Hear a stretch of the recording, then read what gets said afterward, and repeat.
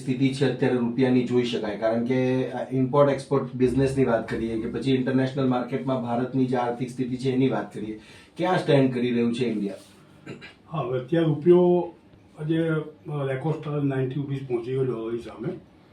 તો બેઝિકલી મુખ્ય કારણોમાં તો આપણું ઇમ્પોર્ટ કન્ટિન્યુ વધ્યું. આપણો વેપાર જે ઇન્ડિયાનો વેપાર છે બધો યુએસડીમાં છે. આપણે 88% વેપાર આપણો ઇન્ડિયાનો યુએસડીમાં કરીએ છીએ. એટલે યુએસડી વેપારમાં આપણે કરતા હોઈએ એમાં આપણું ઇમ્પોર્ટ કન્ટિન્યુ વધતું જાય અને સામે એક્સપોર્ટ ગ્રેજ્યુઅલી થોડુંક આપણું ઘટ્યું. અને એનું મેઇન કારણ તો ટ્રમ્પની જે 50% ટેરિફ આપણામાં હતી નાખી અને જુલાઈ એન્ડ ઓગસ્ટ મહિના એના હિસાબે ઇફેક્ટ હવે દેખાય છે. કારણ કે US ડોલરમાં આપણે વેપાર કરીએ છીએ. અને બીજું મોટું કારણ એટલું કે સોનાની ઇમ્પોર્ટ આપણું બહુ મોટું વધ્યું છે. છેલ્લા 2 મહિનામાં રિમાર્કેબલ વસ્તુ એવી છે કે ઓઇલ તો આપણે ઇમ્પોર્ટ કરીએ છીએ, પણ સોનું બહુ ઇમ્પોર્ટ થયું છે.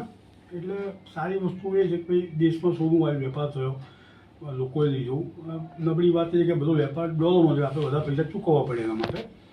ગ્રેજ્યુઅલી એમાં આપણું એક્સપોર્ટ જે ડ્રોપ થઈ ગયેલું યુએસમાં એ બીજી બધી કન્ટ્રીમાં આપણું માર્કેટ થયું છે, પણ એ ગ્રેજ્યુઅલી ઇક્વલન્ટ થયું નથી. ટ્રેડ ડેફિસિટ આપણી પહેલાં 11-12 બિલિયન 18 બિલિયન હતી, એની વધીને અત્યારે 40 બિલિયન થઈ. એનો આજે સીધો આપણને ફરક ત્યાં દેખાઈ રહ્યો છે.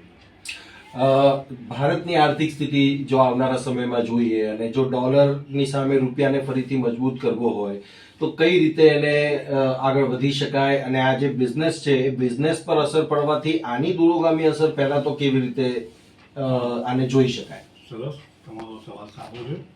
હવે આપણા ઇન્ડિયન ગવર્મેન્ટમાં જો તમે આર્થિક સ્થિતિ જુઓ તો બહુ સારી, એમાં કોઈ ગભરાવાની જરૂર કોઈને નથી.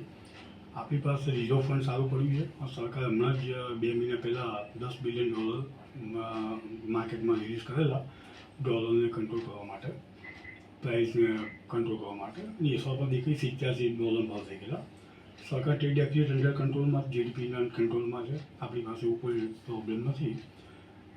સૌથી મોટો જો દેશનું કોન્સેપ્ટ એવો છે 2047માં વિકસિત દેશ બનાવો.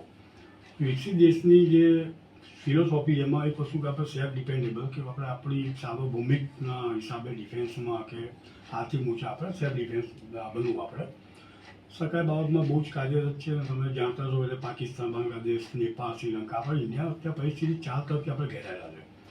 અને એના સિવાય ઇકોનોમીમાં આપણે ટ્રમ્પ જ્યારે દબાણ આપણી પર પ્રેશર ટેકનિક કરે છે તો સરકાર તેની સામે વ્યવસ્થિત હેન્ડલ કરી રહ્યું છે.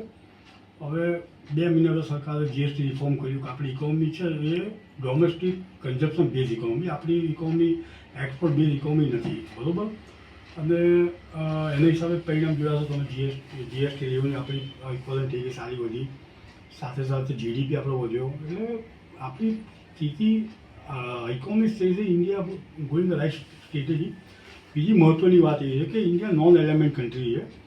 ઇન્ડિયા રશિયા જોડે સંબંધ રાખવા માગે, ચાઇના જોડે રાખવા માગે છે, અમેરિકા જોડે પણ રાખવા માગે છે, પણ એ બધી સંબંધોમાં કોમન વસ્તુ છે પોતાનો ઇન્ટરેસ્ટ, કે આપણે દેશનો ઇન્ટરેસ્ટ શું છે. રશિયા પાસે ડિફેન્સ ડીલ કરવા માગે છે. છેલ્લા 15 મહિના કેવું હશે કે અમેરિકાથી ઓઇલ ઇમ્પોર્ટ ચાલુ કર્યું છે.